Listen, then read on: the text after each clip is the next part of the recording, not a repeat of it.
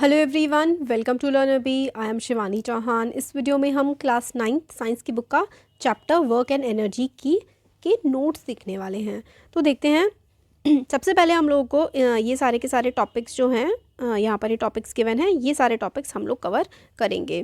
तो वर्क क्या होता है? वर्क होता है जो हम काम करते हैं। But work is different from working hard. Work करना और वर्क हार्ड करना, मतलब हार्ड वर्क करना, ये दोनों चीज़ें अलग होती हैं। और साइंस में ना वर्क करना और हम जो नॉर्मल लैंग्वेज में वर्क बोलते हैं वो अलग होता है। अब आप कहें कि आप सुबह से लेकर के रात तक बैठ करके ना खूब पढ़ाई कर रहे हैं, खूब मेहनत कर रहे हैं, तो आप कहेंगे कि I am doing quite hard work in my studies, I am working very hard for my exams. But science की भाषा में आप कोई काम नहीं कर रहे हैं, क्योंकि आप सिर्फ एक जगह पर बैठे हुए हैं, आपने कोई मूवमेंट नहीं करी है। तो वर्क जो है, काम मेहनत करने से अलग होता है। Work in terms of physics needs two conditions to be satisfied. तो अगर फिजिक्स के टर्म्स में आप लोगों को बात करनी है कि भाई काम हो रहा है, तो बेसिकली दो कंडीशन को सेटिस्फाई करना पड़ेगा। फिजिक्स में आप लोगों को दो कंडीशंस को करना पड़ता है सेटिस्फाई। फोर्स क्या क्या होते हैं? दो condition. A force should act on object and the object must be displaced. तो अगर फिजिक्स के टर्म्स में आप काम कर रहे हैं, इसका मतलब यह है कि आपने किसी ऑब्जेक्ट पर लगाई है फोर्स, और आपके फोर्स लगाने की वजह से वो ऑब्जेक्ट हुआ है डिस्प्लेस। मतलब आपने फोर्स लगाई और वो ऑब्जेक्ट मूव भी हुआ है। जैसे कि सपोज करिए आप पढ़ाई कर रहे हैं, आप पेन उठा रहे हैं, रख रहे हैं, तो इसका मतलब थोड़ा आप वर्क कर रहे हैं, बट आप उठे ही नहीं हैं उस जगह से, तो आप बहुत ही कम वर्क कर रहे हैं। जो भी आप लोग हाथ हिला रहे हैं, अपनी किताब को एक जगह से दूसरी जगह उठा करके रख रहे हैं, बस उतना ही आप काम कर रहे हैं। तो इस हिसाब से तो फिजिक्स के हिसाब से, जैसे कि सपोज करिए आपने एक जगह से बाल्टी उठाई, दूसरी जगह जाकर के रख दी, तो फिजिक्स के अकॉर्डिंग वो वर्क है। A force should act on object and object must be displaced. मतलब अपनी जगह वो ऑब्जेक्ट बदले और उस ऑब्जेक्ट पे फोर्स भी लगे, तभी हम कहेंगे कि कोई काम हो रहा है। Work is defined as product of the force and displacement in the direction of the work. तो वर्क क्या होता है कि भाई हमने फोर्स लगाई है। Work is defined as product of force, यानी कि फोर्स इनटू डिस्प्लेसमेंट। सिंपल सी भाषा में वर्क की जो क्या होती है, फॉर्मूला होता है, वर्क का फॉर्मूला होता है फोर्स इनटू डिस्प्लेसमेंट। तो यहाँ पर ये आपको जो दिख रहा है ना, वर्क का फॉर्मूला होता है फोर्स इनटू डिस्प्लेसमेंट, यानी कि फोर्स के आप जब लोग मल्टीप्लाई करते हैं डिस्प्लेसमेंट से, डिस्प्लेसमेंट होता है कि भाई कोई ऑब्जेक्ट हिला है, तो भाई कौन सी डायरेक्शन में वो हिला है। तो work is defined as the product of the force and the displacement in the direction of force. भाई किस डायरेक्शन में वो फोर्स लगी है। तो यहाँ पर देखिए, ये इंसान इसको मूव कर रहा है, हिला रहा है, और यहाँ से लेकर के यहाँ तक इसने हिला दिया, इसका मतलब ये इतनी डिस्प्लेसमेंट हो जाएगी और फोर्स इस डायरेक्शन में लग रही है। तो जो वर्क का फॉर्मूला होता है, work is equals to force into displacement होता है। अब देखिए आगे देखते हैं, एसआई यूनिट क्या होती है वर्क की। जो वर्क क्या होता है, फोर्स इनटू डिस्प्लेसमेंट। फोर्स क्या होती है, फोर्स की यूनिट होती है न्यूटन, और डिस्प्लेसमेंट का सिंबल हम लोग एस रखते हैं। ये बात हम लोगों ने जब हमने चैप्टर पढ़ा था ना, चैप्टर का हम लोगों ने पूरा एक्सप्लेनेशन किया हुआ है। चैप्टर कंप्लीट है, चैप्टर के क्वेश्चन आंसर्स कंप्लीट है, न्यूमेरिकल्स कंप्लीट है, मैं और भी करवाऊंगी। तो अब वो सारी की सारी चीज़ें हमारे डिस्क्रिप्शन से और कमेंट बॉक्स से देख सकते हैं। डिस्क्रिप्शन में मैं सारे सब्जेक्ट्स हमारे जो कवर्ड है उनका लिंक मिल जाएगा, और चैनल को अभी तक सब्सक्राइब नहीं किया है तो कर लीजिए। Work is equals to force into displacement. Force होता है न्यूटन, फोर्स की एसआई यूनिट होती है न्यूटन, तो फोर्स हो गया 1 न्यूटन। डिस्प्लेसमेंट की एसआई यूनिट होती है मीटर, तो न्यूटन मीटर। वर्क की दो होती है यूनिट। वर्क को आप लोग न्यूटन मीटर भी बोल सकते हो, या फिर वर्क को आप जूल भी, वर्क की यूनिट जूल होती है, एसआई यूनिट तो वर्क की जूल होती है, या फिर आप लोग इसको न्यूटन मीटर भी लिख सकते हो। तो एसआई यूनिट जो होती है वर्क की, वो होती है joule. SI unit of work is joule. 1 joule होता है, 1 जूल क्या होता है, when 1 newton of force displaces an object through 1 metre in the direction of force, then the amount of work done is 1 joule. तो 1 joule की अगर आप लोगों से डेफिनीशन पूछी जाए तो ये होती है कि जब किसी भी ऑब्जेक्ट पर 1 न्यूटन की फोर्स लगे, ठीक है, किसी ऑब्जेक्ट पर 1 न्यूटन की फोर्स लगे और वो ऑब्जेक्ट 1 मीटर डिस्प्लेस हो जाए, तो हम कहेंगे कि जो वर्क डन है वो 1 जूल है। तो देखो यहाँ पर, ये देखो इस ऑब्जेक्ट पर अगर 1 न्यूटन की फोर्स लग रही है और ये फोर्स जो लग रही है इस ऑब्जेक्ट पर वो लग रही है 1 न्यूटन की, और ये ऑब्जेक्ट अगर डिस्प्लेस हो जाए, ठीक है, 1 न्यूटन की तो इस पर फोर्स लगी और ये ऑब्जेक्ट डिस्प्लेस हो गया कितना, 1 मीटर, मतलब 1 न्यूटन की इस ऑब्जेक्ट पे फोर्स लगी और 1 मीटर ये डिस्प्लेस हो गया, तो हम कहेंगे कि 1 जूल वर्क हो गया है। ये बहुत इंपॉर्टेंट है बच्चों, समझना। आ गया ना आपको समझ? 1 जूल होता है कि जब 1 न्यूटन की फोर्स लग रही है और कोई ऑब्जेक्ट 1 मीटर डिस्प्लेस हो जा रहा है उस इन द डायरेक्शन ऑफ फोर्स, जिस डायरेक्शन में आप लोग फोर्स लगा रहे हैं उसी डायरेक्शन में वो ऑब्जेक्ट डिस्प्लेस हो रहा है। इस फिगर में देखो, इस डायरेक्शन में ऐसे फोर्स लग रही है तो ये आगे बढ़ रहा है, तो 1 जूल फोर्स लग रही है और 1 मीटर अगर ये डिस्प्लेस हो रहा है इन द सेम डायरेक्शन, तो हम कहेंगे कि 1 जूल का हमारा काम हो गया। 1 न्यूटन फोर्स लगी, 1 मीटर डिस्प्लेस हो गया, 1 जूल का काम हो गया। तो 1 जूल होता है newton, 1 newton into 1 metre. 1 newton की हम लोग वैल्यू लेते हैं 10⁵ डाइन, और 1 मीटर की अगर हम लोग ले लें 10⁻², तो 1 जूल होता है 10⁻7 ERG। ये हमको काम की चीज़ ये नहीं है, बस एक बार आप जानते चलो।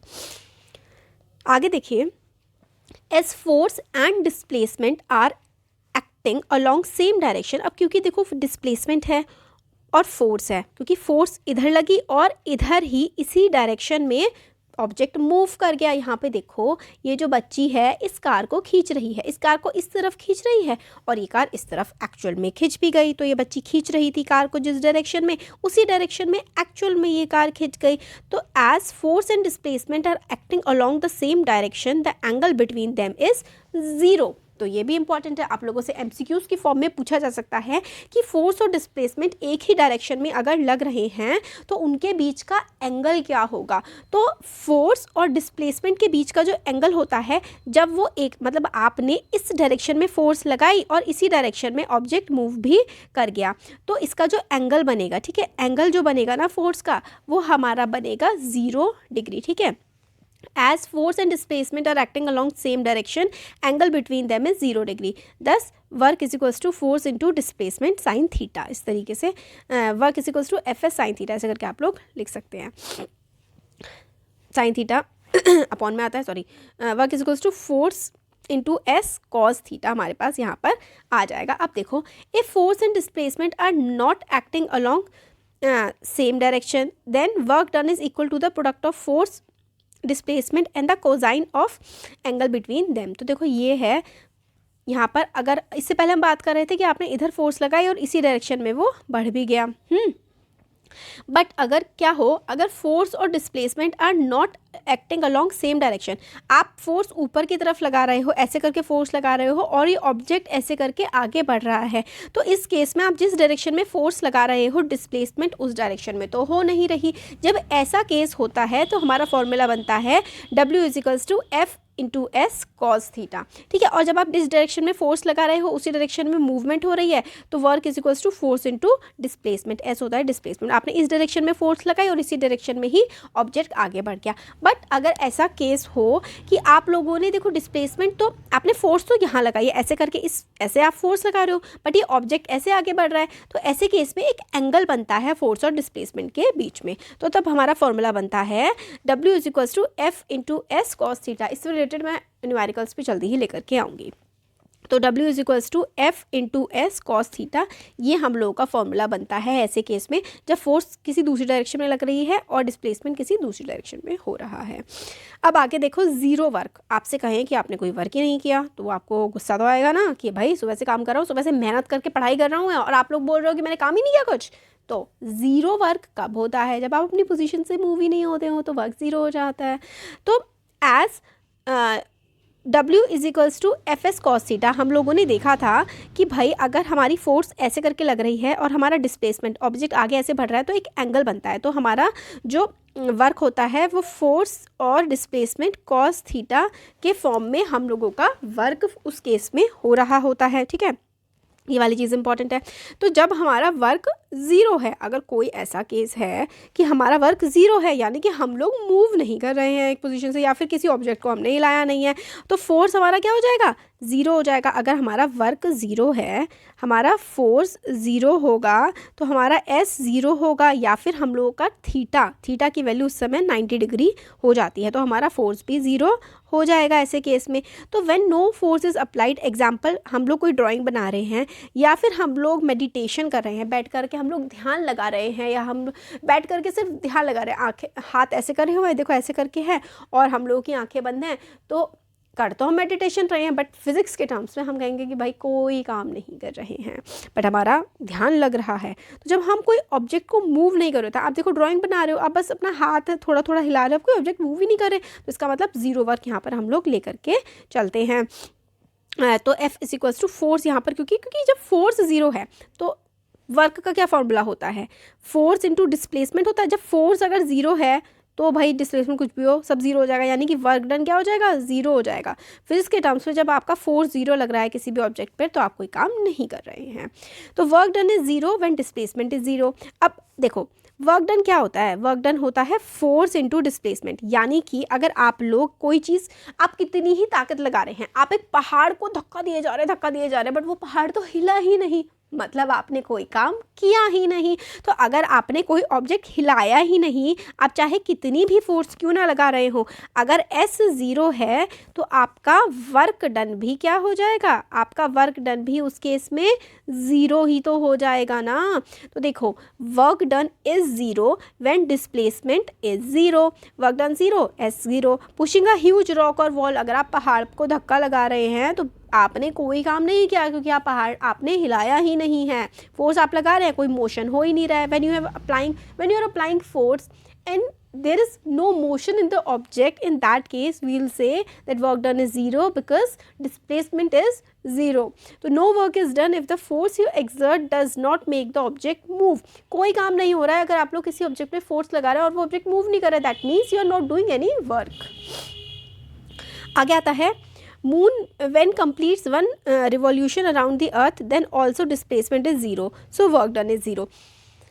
क्या होता है कि हम लोग सपोज करो कि आप लोग गोल गोल घूम रहे हो, आप लोग ने यहाँ से स्टार्ट किया, आप घूमे और आप लोग घूम करके यहाँ पर ही वापस आ गए, यानी कि आप जिस जगह पर से चले थे उसी जगह पर अगर आप लोग घूम करके वापस आ जाते हैं तो ऐसे केस में आप लोगों का डिस्प्लेसमेंट ज़ीरो होता है। और जब भी आप लोगों का डिस्प्लेसमेंट ज़ीरो होगा तो ऐसे केस में आपका वर्क डन यानी कि आपका काम भी क्या होगा, आपका काम भी ज़ीरो होगा। तो मून यानी कि जो चंद्रमा है, चांद है, चंदा मामा हैं हमारे, वो अर्थ के चक्कर लगाते हैं। अर्थ ये हमारी अर्थ हो गई और यहाँ पर ये मून हो गया। अब ये मून जो है ये अर्थ के इस तरीके से लगा रहा है चक्कर, राइट। मून अर्थ के चक्कर लगा रहा है, मून लगा रहा है अर्थ के चक्कर। अब देखो इसमें क्या होता है कि फोर्स ड्यू टू ग्रेविटी और ये मून की वेलोसिटी इस तरीके से चल रही है। अब यहाँ पे डिस्प्लेसमेंट ना ज़ीरो हो जाएगा, क्योंकि जब आप जिस जगह से चले होते हैं घूम करके अगर आप लोग वहीं पर वापस आ जाते हैं तो आपका डिस्प्लेसमेंट ज़ीरो। और वर्क डन का क्या फॉर्मूला होता है, वर्क डन होता है फोर्स इनटू डिस्प्लेसमेंट। अब जहाँ से चले घूम करके वहीं आ गए, इसका मतलब आप कहीं चले ही नहीं, आपका डिस्प्लेसमेंट ज़ीरो है, तो ऐसे केस में वर्क डन भी ज़ीरो हो जाता है। अब देखो man standing with a load on head और holding a briefcase waiting for a bus, ठीक है, इसमें क्योंकि डिस्प्लेसमेंट ज़ीरो है, वो इंसान खड़ा हुआ है, तो यानी कि वर्क डन भी उसका ज़ीरो हो जाएगा। होपफुली अब तक आपको ये बात समझ में आ गई होगी। व्हेन जो एंगल होता है, ठीक है, थीटा, यानी कि एंगल होता है 90 degree, angle between force and displacement is 90 degree, force is perpendicular to the displacement. अगर देखो फोर्स ऐसे करके है और डिस्प्लेसमेंट ऐसे करके, मतलब फोर्स ऊपर की तरफ लग रही है और डिस्प्लेसमेंट इस तरफ लग रहा है, तो ये जो एंगल बनेगा ना, ये एंगल बनता है 90 डिग्री का, ठीक है।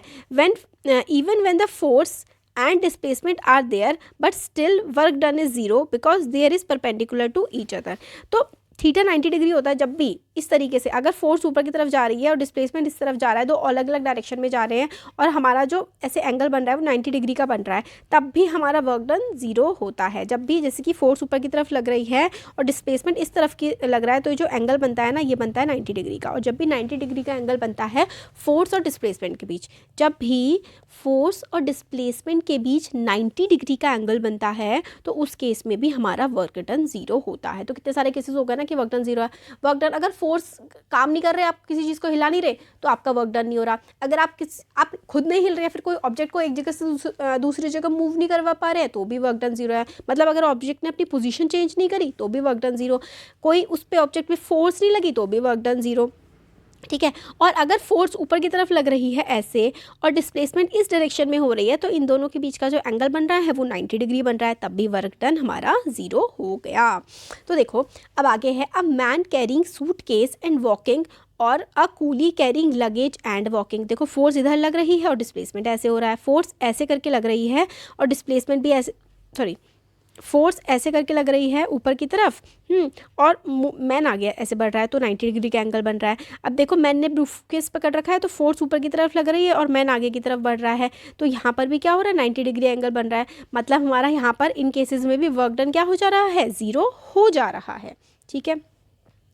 Work done by centripetal force is always 0 as force and displacement are always perpendicular to each other। तो जो सेंट्रीपिटल फोर्स होती है, सेंट्रीपिटल फोर्स क्या होती है, हम लोगों ने जो मोशन वाला चैप्टर था उसमें पढ़ा था ना, कि जो जैसे कि हम लोग गोल गोल गोल गोल घूम रहे होते हैं, तो उस ऑब्जेक्ट पर सेंट्रीपिटल फोर्स लग रही होती है। तो सेंट्रीपिटल फोर्स हमेशा 0 होती है, क्योंकि फोर्स और डिस्प्लेसमेंट हमेशा परपेंडिकुलर होते हैं। जब कोई भी चीज़ ऐसे करके गोल गोल घूम रही है, तो वर्क डन हमेशा क्या होगा, 0 होगा। क्यों? क्योंकि सेंट्रीपिटल फोर्स इस डायरेक्शन में लग रही है ऐसे करके, ठीक है, और वेलोसिटी यानी कि डिस्प्लेसमेंट की डायरेक्शन इधर है, तो इनका जो एंगल बन रहा है बीच में वो 90 डिग्री बन रहा है। तो वर्क डन सेंट्रीपिटल फोर्स में हमेशा जो वर्क डन होता है वो 0 ही होता है। ये ना आप लोग को थोड़ा समझना भी है और कहीं मतलब थोड़ा याद भी रखना है कि सेंट्रीपिटल फोर्स जब लगती है तब वर्क डन 0 होता है, और जब डिस्प्लेसमेंट 0 होती है या फिर जब 90 डिग्री का एंगल बन रहा होता है तब जो है वर्क डन 0 होता है। ऐसे ऐसे ये काफ़ी सारे केसेस हैं।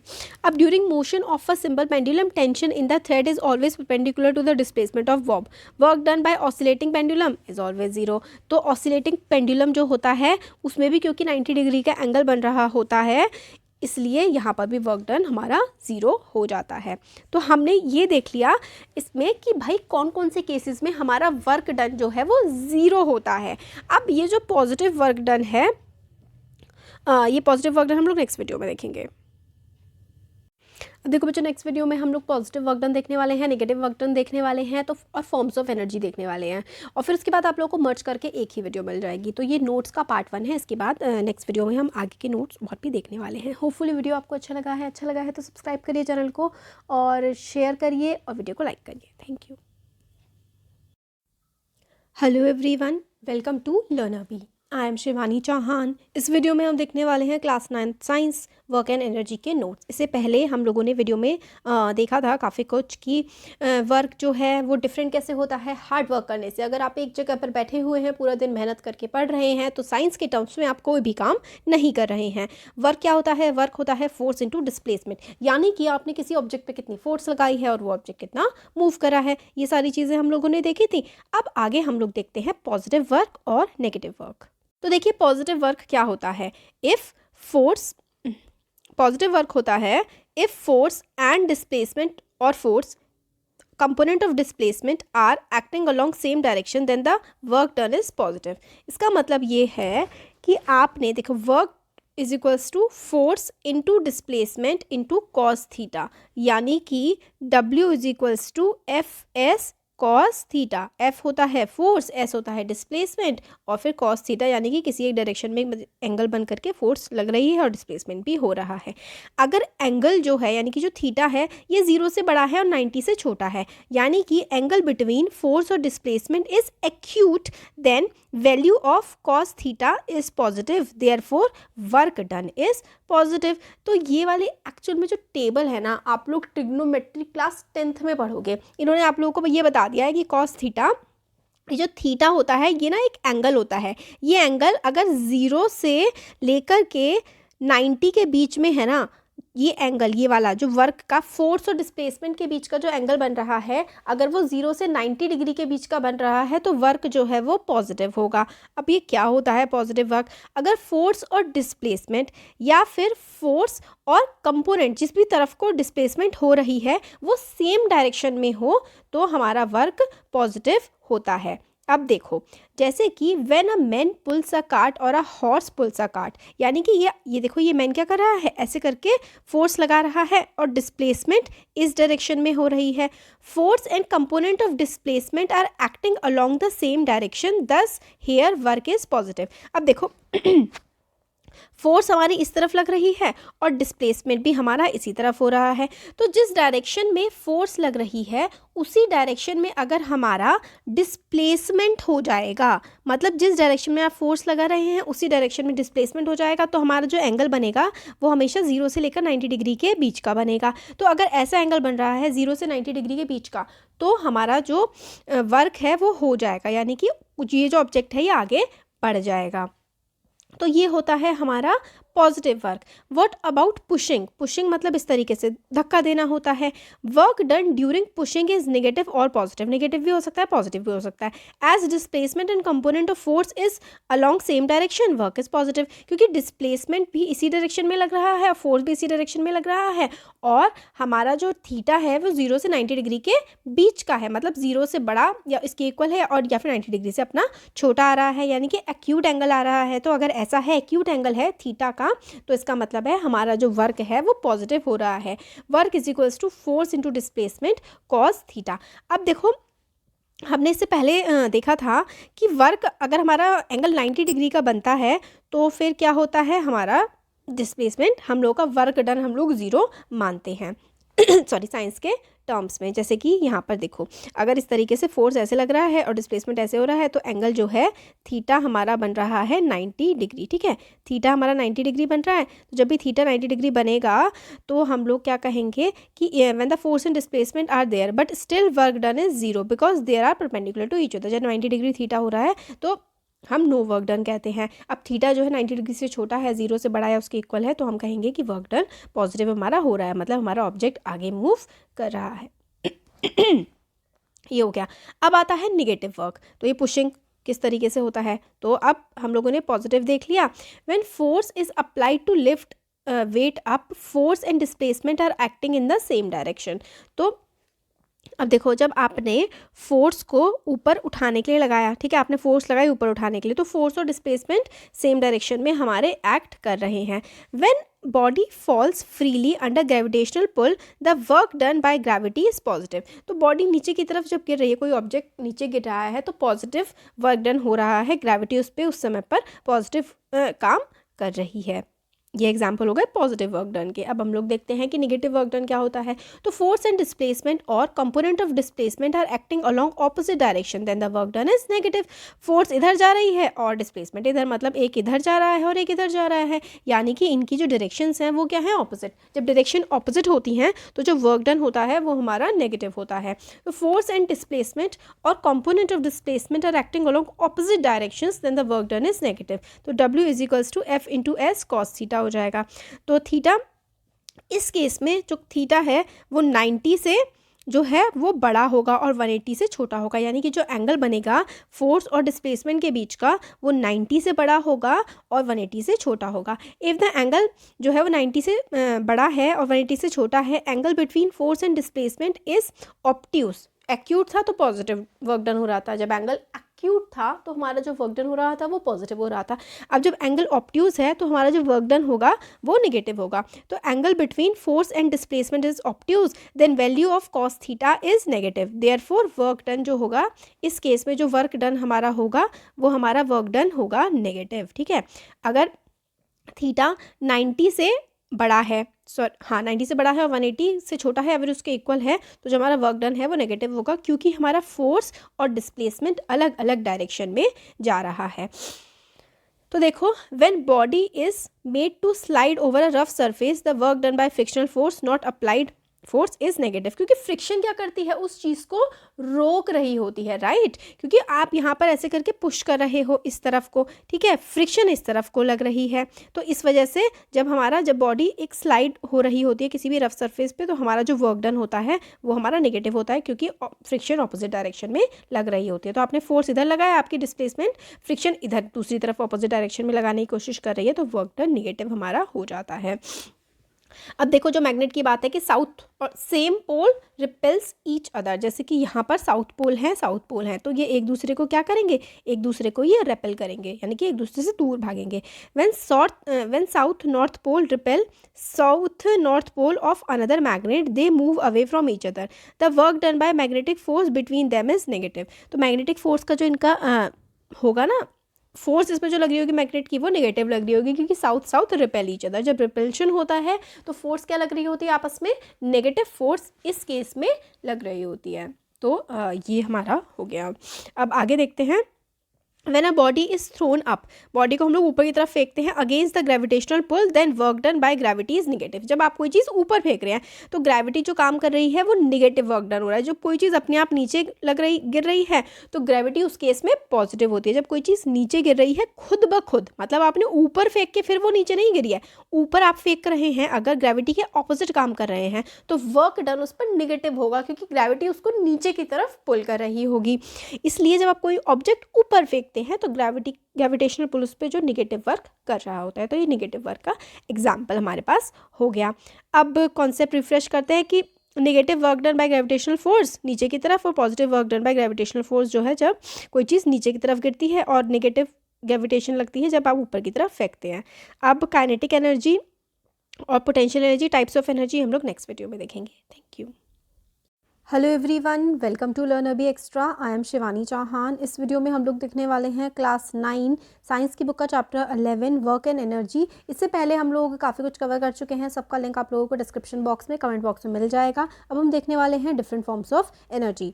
तो काइनेटिक एनर्जी होती है, पोटेंशियल। ये देखिए यहाँ पर आप लोगों को दिख रही हैं कि कौन कौन सी वेरियस फॉर्म्स होती है एनर्जी की। तो kinetic energy, potential, chemical, heat, sound, light, electrical energy होती है, सोलर जो कि हमें सूरज से मिलती है, विंड हवा से एनर्जी भी जनरेट हो जाती है, ओशन वेव एनर्जी जो कि समुद्र की लहरें होती हैं उनसे बनने वाली एनर्जी होती है, ओशन थर्मल एनर्जी यानी कि जो टेम्परेचर डिफरेंस होता है ना ओशन में, जैसे ओशन बहुत गहरा होता है, ऊपर की जो सतह वाली होती है वो गर्म होती है एज़ कम्पेयर टू जो नीचे वाला होता है वो ठंडा होता है, तो उसका जो टेम्परेचर डिफरेंस होता है उसकी वजह से भी हम लोग एनर्जी प्रोड्यूस कर सकते हैं। टाइडल एनर्जी, समुद्र की जो लहरें उठती हैं उससे एनर्जी प्रोड्यूस होती है। न्यूक्लियर एनर्जी, जो एटम होता है उसकी हेल्प से हम लोग न्यूक्लियर एनर्जी प्रोड्यूस करते हैं। जियोथर्मल एनर्जी, धरती में जो गर्मी है उससे। तो बहुत सारी हमारे फॉर्म्स ऑफ एनर्जी होते हैं, वो अब हम इसमें देखने वाले हैं, वेरियस टाइप्स ऑफ एनर्जी। तो geothermal energy is the only energy source which is directly और इनडायरेक्टली नॉट रिलेटेड टू सन। तो जियोथर्मल एनर्जी जो कि धरती के अंदर की तरफ से आती है वो सिर्फ और सिर्फ इकलौती ऐसी एनर्जी है जो सन से रिलेटेड नहीं है। बाकी सारी की सारी एनर्जी हम लोगों को सूरज से मिलती है। देखो यहाँ पर हम लोगों ने डिफरेंट फॉर्म्स ऑफ एनर्जी होती है जो भी रोशनी या ताकत हमें मिल रही है, वो अल्टीमेट सोर्स ऑफ एनर्जी हमारी जो धरती के लिए है, अर्थ के लिए अल्टीमेट सोर्स ऑफ एनर्जी है सन, सूरज से हम लोगों को इंफ्रारेड रेडिएशन मिलती है। इंफ्रारेड रेडिएशन आ रही हैं और ये लाइट जो आ रही है इससे ही हमारी काइनेटिक एनर्जी होती है जिससे हम लोग विंड मिल यूज़ करते हैं। और बहुत सारी मतलब जितनी भी सोर्सेज ऑफ एनर्जी है वो हमें सन की वजह से ही मिल रही है। तो अब हम आगे देखते हैं फैक्ट्स रिलेटेड टू एनर्जी। तो एनर्जी से रिलेटेड कौन कौन से फैक्ट्स हैं, तो हम लोगों ने ये देख लिया जियोथर्मल एनर्जी। तो geothermal energy is actually due to heat inside the earth के अंदर की जो हीट होती है उसकी वजह से जियोथर्मल एनर्जी प्रोड्यूस होती है। It is utilize to produce electricity. इसका भी हम लोग यूटिलाइज कर सकते हैं, जियोथर्मल एनर्जी को भी यूटिलाइज कर सकते हैं हम लोग इलेक्ट्रिसिटी प्रोड्यूस करने के लिए। जियोथर्मल एनर्जी में क्या होता है, नीचे काफ़ी ज़्यादा धरती में गर्मी है, ठीक है, उसकी वजह से पानी जो है ना वो गर्म होता है। पानी जब गर्म होता है तो भाप बनती है, भाप यानी कि स्टीम जो है वो टरबाइन को घुमाने का काम करती है और इलेक्ट्रिसिटी जनरेट हो जाती है। तो इस तरीके से नेक्स्ट है हम लोगों का आगे फैक्ट्स कुछ देख लेते हैं एनर्जी से रिलेटेड। Energy is defined as the capability of doing work, मतलब काम करने की जो कैपेसिटी होती है ना, या फिर काम करने की जो कैपेबिलिटी होती है, उसको ही हम लोग क्या कहते हैं कि एनर्जी, मतलब हम लोग कितना काम कर सकते हैं, जितने हमारे शरीर में एनर्जी होगी, यानी कि जितनी हमारे शरीर में ताकत होगी उतना ही हम लोग काम कर सकते हैं। The object which does the work loses energy and the object on which the work is done gains energy. तो जो ऑब्जेक्ट काम करता है, मतलब जो ऑब्जेक्ट एक्चुअल में वर्क कर रहा होता है, उसकी तो एनर्जी का लॉस हो रहा होता है, और जिस ऑब्जेक्ट पर काम हो रहा होता है उसमें एनर्जी आ जाती है। ठीक है। An object that possesses energy can exert a force on another object, मतलब जिसमें, जैसे कि आप में ताकत है तो आप किसी और ऑब्जेक्ट में फोर्स लगा सकते हैं, यानी कि आप एक टेबल को धक्का दे सकते हैं, है ना। तो जिस ऑब्जेक्ट में, यानी कि आप में अगर एनर्जी है तो आप फोर्स को एक्सर्ट कर सकते हैं, आप फोर्स लगा सकते हैं किसी दूसरे ऑब्जेक्ट पे। Thus any object that possess energy can do work, जिस भी ऑब्जेक्ट में एनर्जी है वो काम कर सकता है। एसआई यूनिट एनर्जी की होती है जो कि वर्क की होती है। वर्क और एसआई, वर्क की और एनर्जी की, एनर्जी और वर्क दोनों की एसआई यूनिट होती है जूल। ये बहुत इंपॉर्टेंट है, आप लोग को याद रखना है कि वर्क की और एनर्जी की यूनिट जूल होती है। 1 joule is the energy required to do 1 joule of work. 1 joule energy, 1 joule काम, मतलब अगर आपको 1 जूल वर्क करना है तो आप लोग को 1 जूल एनर्जी की ज़रूरत पड़ेगी। अब आगे हम लोग देखते हैं काइनेटिक एनर्जी के बारे में। काइनेटिक एनर्जी क्या होती है? It is the energy possessed by the body due to the virtue of motion, मतलब आपके मूव करने की वजह से, या फिर ट्रक के मूव करने की वजह से, या फिर किसी भी ऑब्जेक्ट के मूव करने की वजह से जो एनर्जी जनरेट होती है, उस एनर्जी को हम लोग कहते हैं kinetic energy. Kinetic energy of an object increases with its speed, मतलब काइनेटिक एनर्जी किसी भी ऑब्जेक्ट की अगर स्पीड बढ़ती है ना किसी ऑब्जेक्ट की, तो उसके साथ साथ उस ऑब्जेक्ट की काइनेटिक एनर्जी भी इंक्रीज होती है। अब moving car, flying aircraft, wind, moving fan, ये सारे के सारे, या फिर साइकिलिस्ट जो कि ऐसे करके चल रहा है, कोई फैन मूव कर रहा है, लोग भाग रहे हैं, गाड़ियाँ चल रही हैं, ये सारी की सारी जो है ये सब काइनेटिक एनर्जी की वजह से ही मूव कर पा रहे हैं। तो energy possessed by body due to virtue its motion, मतलब किसी ऑब्जेक्ट के मूव करने की वजह से या फिर किसी ऑब्जेक्ट के चलने की वजह से जो एनर्जी प्रोड्यूस होती है ना, उसको हम लोग बोलते हैं कि ये काइनेटिक एनर्जी है। तो काइनेटिक एनर्जी क्या होती है? Energy produced by an object by the virtue, energy possessed by a body due to virtue of its motion, motion की वजह से जो एनर्जी होती है वो काइनेटिक एनर्जी होती है। ये एग्जांपल्स इसके हो गए। ठीक है। मैथमेटिकल एक्सप्रेशन क्या होता है काइनेटिक एनर्जी के लिए? This is very important. तो आप लोगों ने काम किया तो होता है work. Work is equals to force into S, यानी कि फोर्स इंटू डिस्प्लेसमेंट।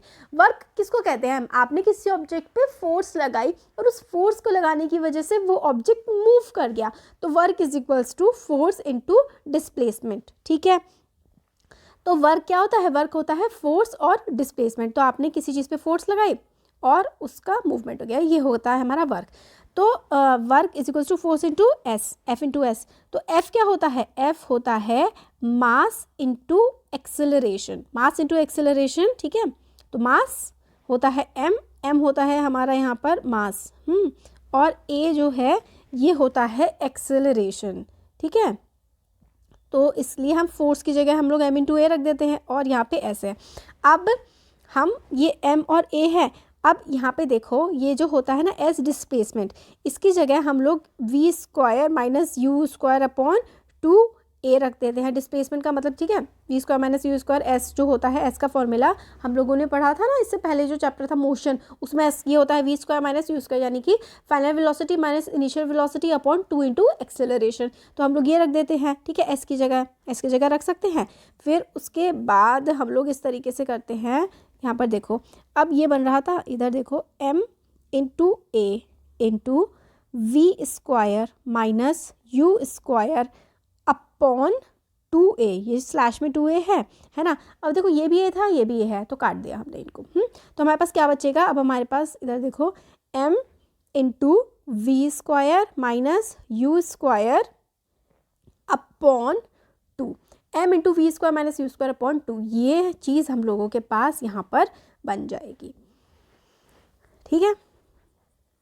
ये हो जाएगा the work done is equals to the change in the kinetic energy of an object. तो वर्क कितना होता है? जितनी भाई चेंज होती है काइनेटिक एनर्जी उतना ही काम होता है। तो काइनेटिक एनर्जी का फॉर्मूला हमारे पास आ जाएगा m into v square minus u square by 2। ये हमारा काइनेटिक एनर्जी का एक्सप्रेशन आ जाएगा। होपफुली आप लोगों को ये समझ आएगा। एस जो है हम लोगों ने मोशन वाले चैप्टर में पढ़ा था, वो वैल्यू हमने पुट करी है, और एफ की जगह एफ का फॉर्मूला होता है मास टू एक्सेलरेशन, तो वैल्यूज़ पुट करी हैं और हमने ये निकाला है।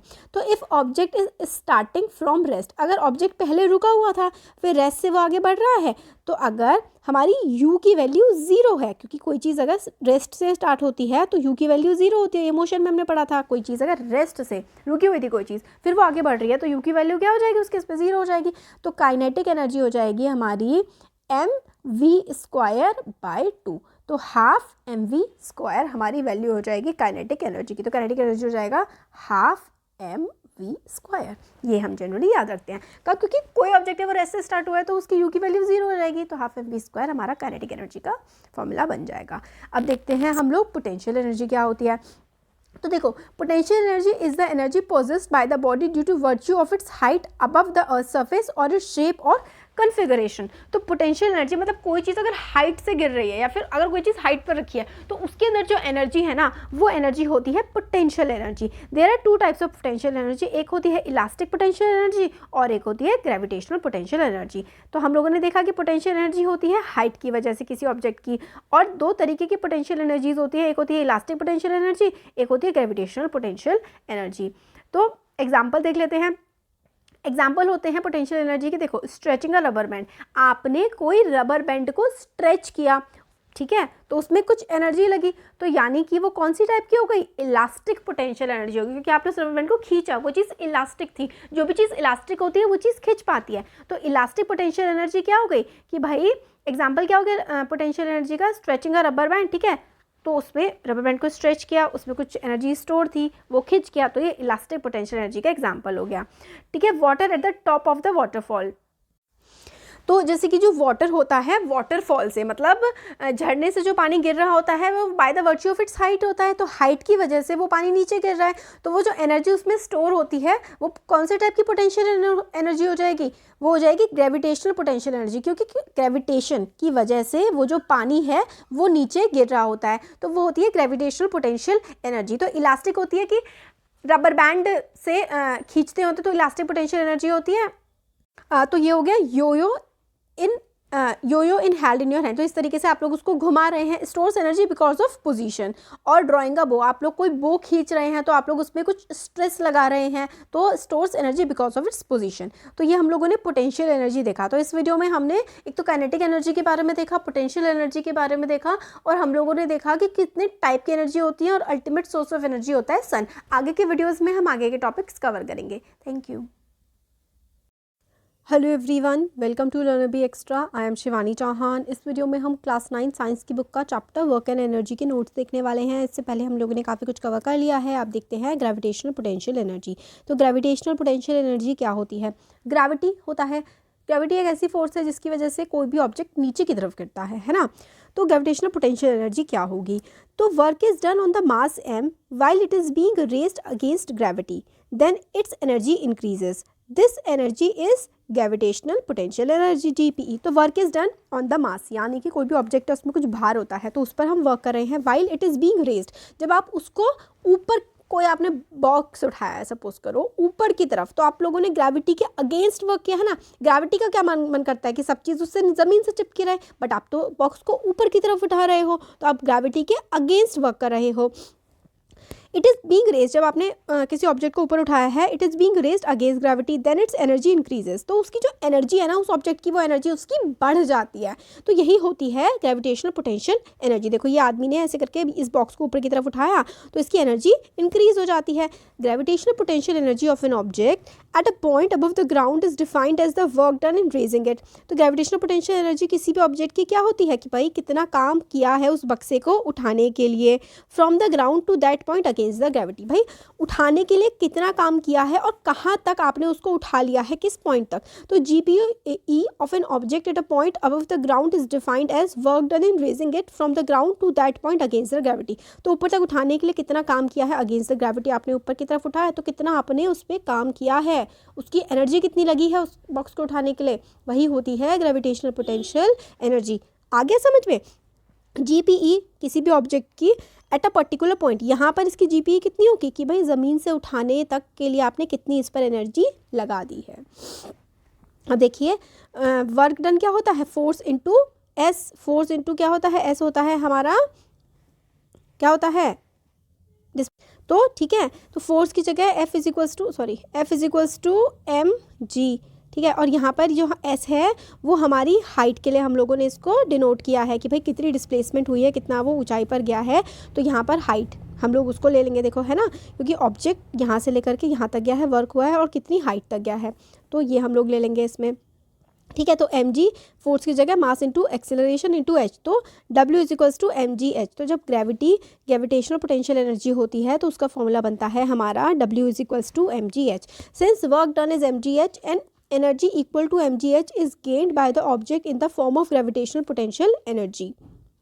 तो ग्रेविटेशनल पोटेंशियल एनर्जी क्या होती है, ग्रेविटेशनल पोटेंशियल एनर्जी का फॉर्मूला होता है m ji H.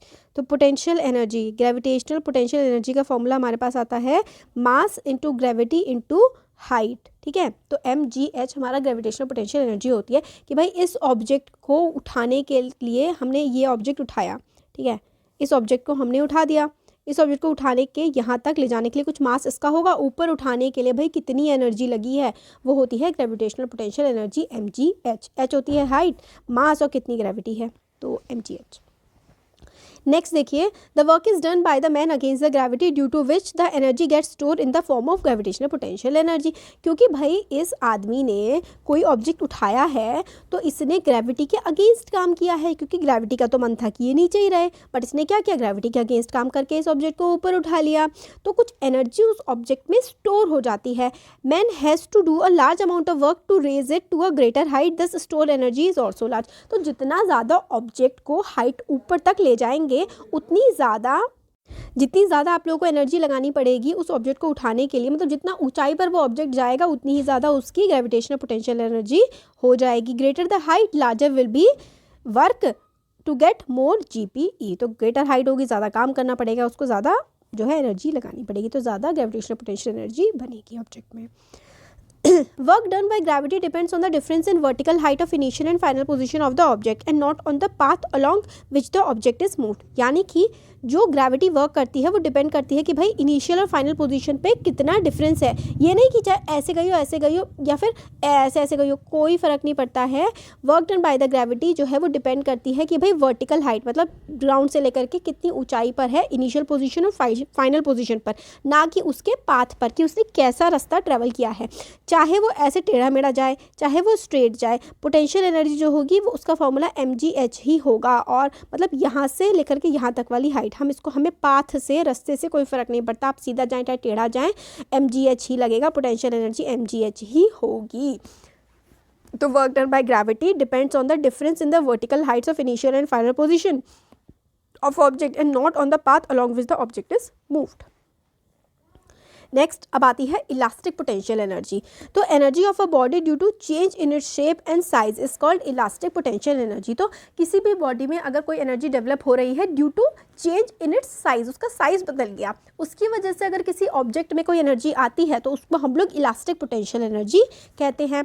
Change in shape of a object can be bought by compressing, stretching, bending, twisting. मतलब आप उसको दबा दो, छोटा कर दो, या फिर उसको खींच दो, या फिर उसको मोड़ दो, या फिर उसको टेढ़ा मेढ़ा कर दो।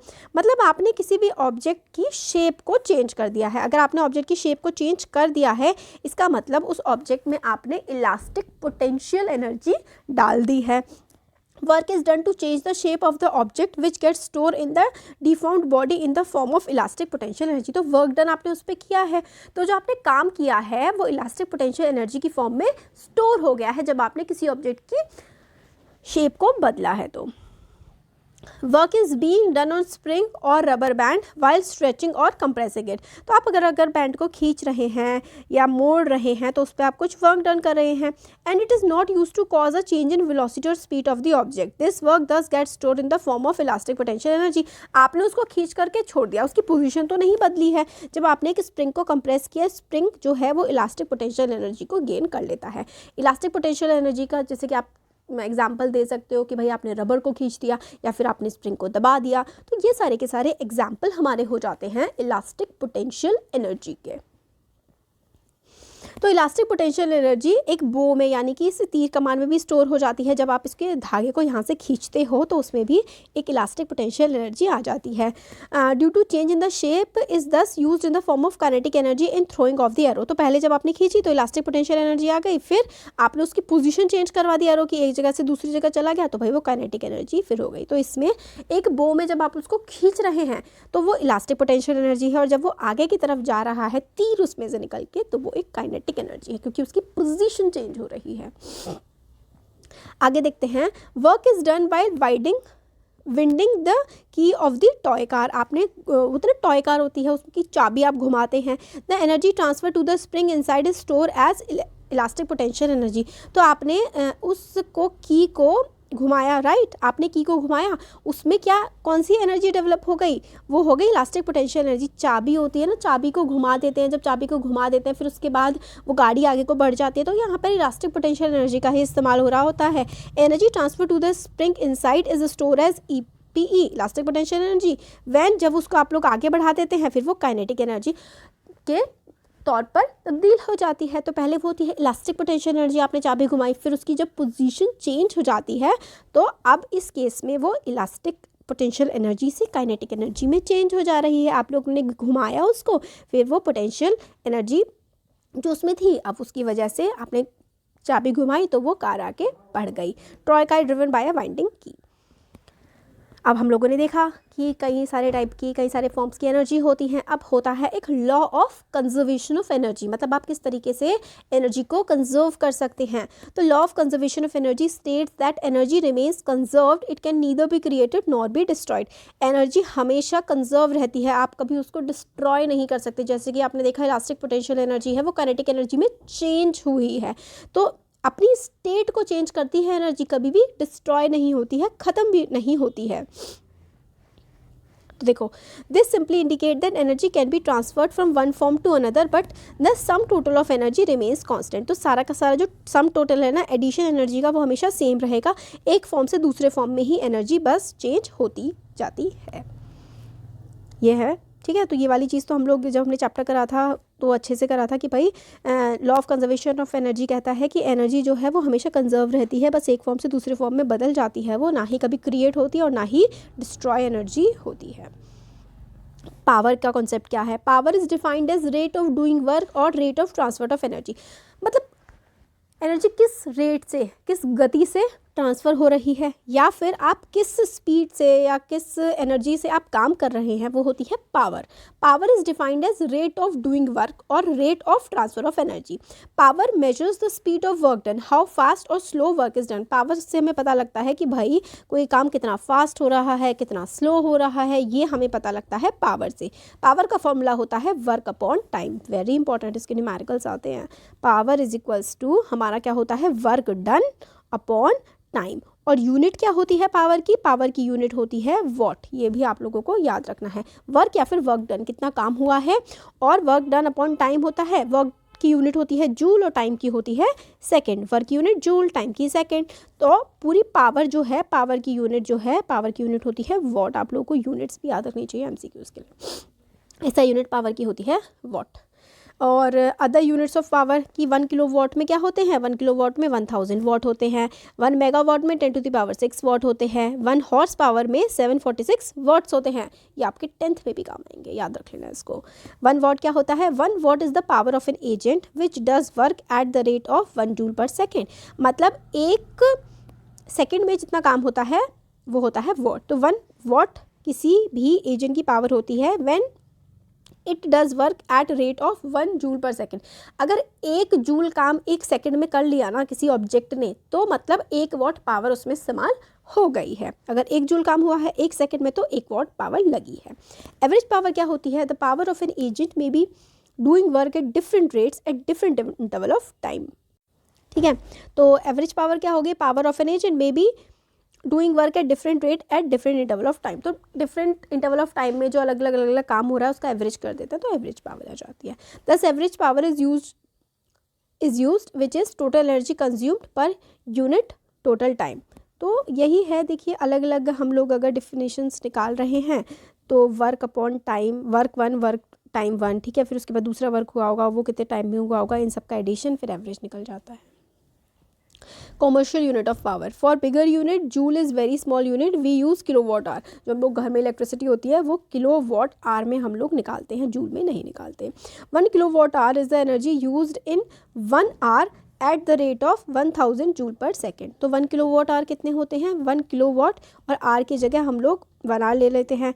तो आर को जब आप सेकेंड में चेंज करेंगे तो 1 घंटे में कितने सेकेंड होते हैं, 1 आवर में 60 मिनट होते हैं, है ना, 1 घंटे में 60 मिनट होते हैं, और 1 घंटे में 60 मिनट होते हैं, और 1 मिनट में 60 सेकंड होते हैं। 1 घंटे में 60 मिनट होते हैं और 1 मिनट में 60 सेकंड होते हैं।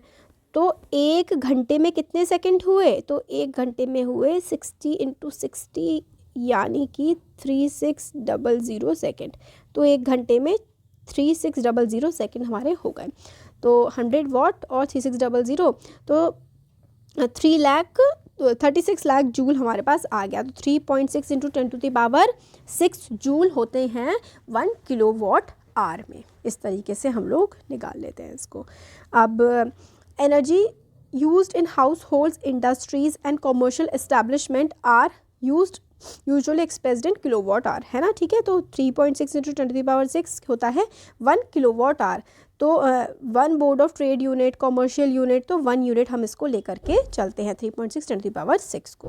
तो ये हम लोगों ने देख लिया, पूरा हम लोगों की हो गई, ठीक है। अब समरी में आप लोगों को यहाँ पर कॉमर्शियल यूनिट ऑफ एनर्जी हम लोगों ने देख लिया, पावर की डेफिनेशन फॉर्मूला देख लिया, law of conservation of energy देखा, ट्रांसफॉर्मेशन ऑफ एनर्जी देखा, फिर काइनेटिक एनर्जी, पोटेंशियल एनर्जी, उनके डेफिनेशन, डेरिवेशंस देख लिए, डिफरेंट फॉर्म ऑफ एनर्जी से पहले के वीडियोज़ में, और हमने पॉजिटिव वर्क, नेगेटिव और ज़ीरो वर्क, ये सब क्या होता है ये भी हमने देख लिया था, SI यूनिट्स वगैरह। तो ये सारा का सारा हम लोग चैप्टर में कवर कर चुके हैं। अच्छा लगा है तो लाइक करिए वीडियो को, चैनल को सब्सक्राइब करिए और शेयर करिए।